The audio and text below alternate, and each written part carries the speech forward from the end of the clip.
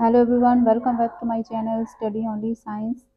Assignment आपको करा रहे हैं इस चैनल पर। और ये हिंदी भाषा शिक्षण शास्त्र जो लैंग्वेज फर्स्ट है हिंदी, उसका खंड 2 का कार्य 2 यहाँ पे हम आपको लेकर आए हैं। और एक कमेंट भी आया था कि जल्दी से कार्य 2 भी प्रोवाइड करा दें, खंड 2 का कोई सा भी। तो यहाँ पे हमने आपको खंड 2 का कार्य 2 यहाँ पे आपको लेकर आए हैं, जिसका कार्य 2 है बुनियादी अथवा प्रारंभिक स्तर के बच्चों के साथ बाल साहित्य की किसी एक पुस्तक का उपयोग करते हुए विभिन्न गतिविधियों की व्याख्या कीजिए, साथ ही बच्चों के अनुभवों को साझा कीजिए। तो यहाँ पे आप देख सकते हैं प्रस्तावना। बच्चों की कक्षा 1 से 5 में बाल साहित्य अत्यंत महत्वपूर्ण भूमिका निभाता है। बाल साहित्य के माध्यम से बच्चे भाषा सीखते हैं, कल्पना विकसित करते हैं, नैतिक मूल्यों को समझते हैं और अनुभवों को साझा करना सीखते हैं। NCFFS 2022 भी कहानी, कविता, चित्र पुस्तक, लोक कथा और बच्चों के साहित्य को बुनियादी स्तर पर भाषा शिक्षण का प्रभावी साधन मानता है।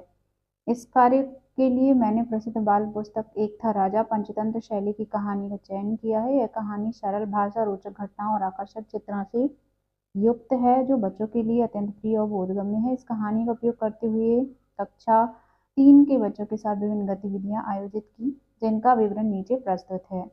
दूसरा आपका टॉपिक होगा, हेडिंग होगी बाल चयनित पुस्तक का परिचय एक था राजा। तो इसका परिचय यहाँ पे हम लिखेंगे। और परिचय आपको पता है, पहले जैसे हम निबंध लिखा करते थे, शैली कहानी चित्र पुस्तक है। और कथानक में लिखेंगे, कहानी में एक राजा होता है जो अपने राज्य में शांति और खुशहाली चाहता है। वह अपनी प्रजा की समस्या को समझकर समाधान ढूंढता है। कहानी में जिम्मेदारी, दयालुता, समझदारी और सहयोग जैसे मूल्य छिपे हैं। विशेषताएं हैं बड़े और रंगीन चित्र, छोटे वाक्य, दोहराव वाली पंक्तियां, भाषा सरल है, बच्चों के अनुभव से जुड़ा हुआ विषय है। यह पुस्तक बुनियादी स्तर के बच्चों के लिए उपयुक्त है। तो यहाँ पे गतिविधि हो जाएगी आधारित भाषा शिक्षण की योजना।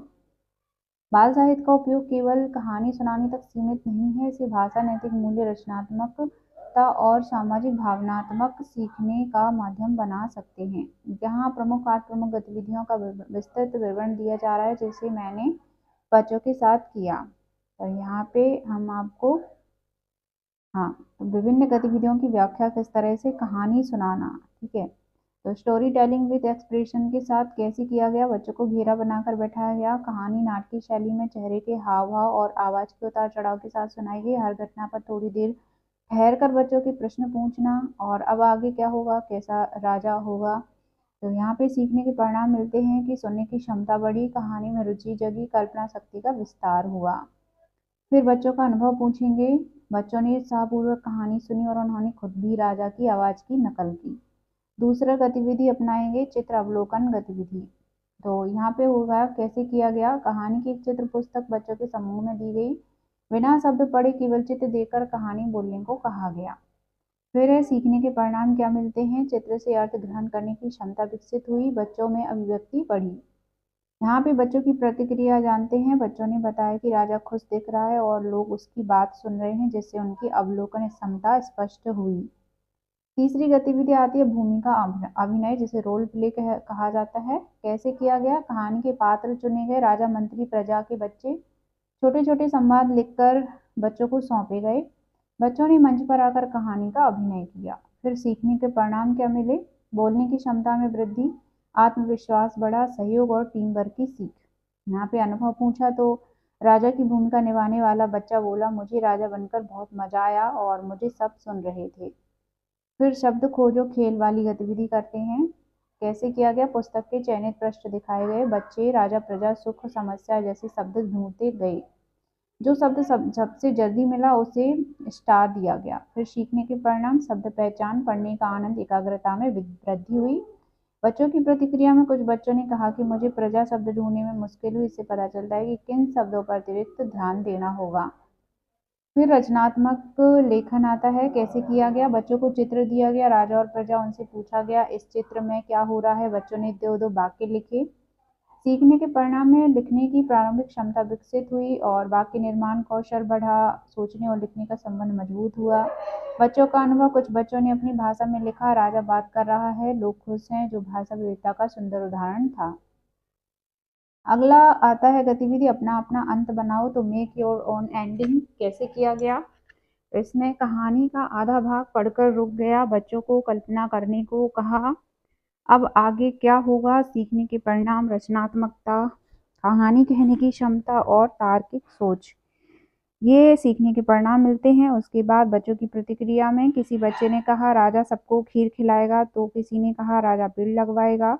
यह बच्चों की कल्पना की विविधता दिखाता है। 7वां आता है गतिविधि नैतिक मूल्य चर्चा। तो कैसे की?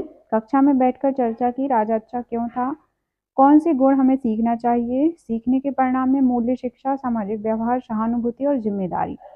बच्चों की प्रतिक्रिया, बच्चों ने कहा कि राजा सबकी मदद करता था, हमें भी दूसरों का ध्यान रखना चाहिए। 8वीं गतिविधि आखिरी है कला गतिविधि अपना राजा बनाओ, आर्ट इंटीग्रेशन, जिसमें कैसे किया गया? बच्चों को कागज रंग स्टिकर दिए गए, हर बच्चे ने अपना अपना राजा और अपनी रानी बनाई।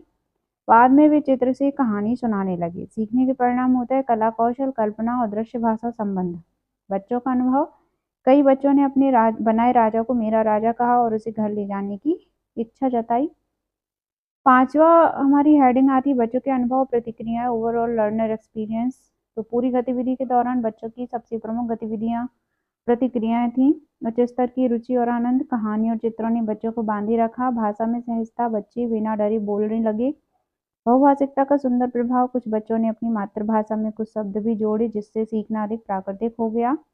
सामाजिक कौशल में वृद्धि हुई, टीम वर्क, अभिनय, चर्चा आदि से सहभागिता बढ़ी।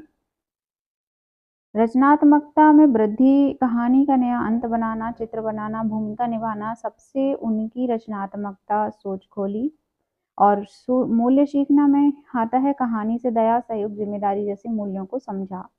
अगला हेडिंग है शिक्षक के रूप में मेरा चिंतन। इन गतिविधियों से मैंने महसूस किया कि बाल साहित्य भाषा शिक्षण को जीवंत और सार्थक बनाता है। कहानी आधारित गतिविधियां आकलन कौशल के लिए अत्यंत उपयोगी हैं। बच्चे तब बेहतर सीखते हैं जब वे करते हुए, बोलते हुए और खेलते हुए सीखते हैं। फिर यहाँ पे आता है कक्षा का वातावरण जितना खुला व आनंदपूर्ण हो, बच्चे उतना ही बेहतर अभिव्यक्त करते हैं। और आने वाले समय में मैं और अधिक लोक कथाएं, चित्र पुस्तकें और नाट्य गतिविधियां शामिल करूंगी। 7वां निष्कर्ष आता है बाल साहित्य का उपयोग बच्चों की संपूर्ण भाषा विकास, रचनात्मकता, नैतिक मूल्यों, सामाजिक कौशल और भावनात्मक समृद्धि के लिए अत्यंत लाभकारी है। एक था राजा जैसी सरल चित्रण युक्त कहानी बच्चों के लिए रोचक व समझने में आसान होती है। गतिविधि आधारित शिक्षण से बच्चे केवल कहानी नहीं सीखते, बल्कि सोचना, बोलना, लिखना, सहयोग करना, अनुभवों को व्यक्त करना भी सीखते हैं। यह कार्य इस बात का प्रमाण है कि एक पुस्तक को कई तरह से उपयोग किया जा सकता है और बच्चों को सीखने का बहुआयामी अवसर दिया जा सकता है। तो यहाँ पे हमारा पूरा असाइनमेंट का जो कार्य 2 है वो कंप्लीट होता है। और मिलते हैं अगले असाइनमेंट के साथ। और आपको हाँ, इस चैनल पर इंग्लिश मीडियम वाले बच्चों के लिए भी इंग्लिश में असाइनमेंट प्रोवाइड कराए जा रहे हैं। अगर आपको एक से अधिक जो कार्य हैं या टास्क दिए गए हैं और मैं से सभी टास्क करना है, अगर आप लोगों को चाहिए तो वो भी मुझे बताइए, उन टास्क को भी मैं कोशिश करूँगी कि लेकर आऊँ। वैसे सभी को 2-2 टास्क दिए गए हैं हर एक असाइनमेंट के लिए, सब्जेक्ट के लिए, कोर्स 1, 2 जो भी 6 आपके कोर्स हैं, उससे 2-2 असाइनमेंट लिखना है और लगभग 15 से 20 पेजेस के असाइनमेंट होना चाहिए।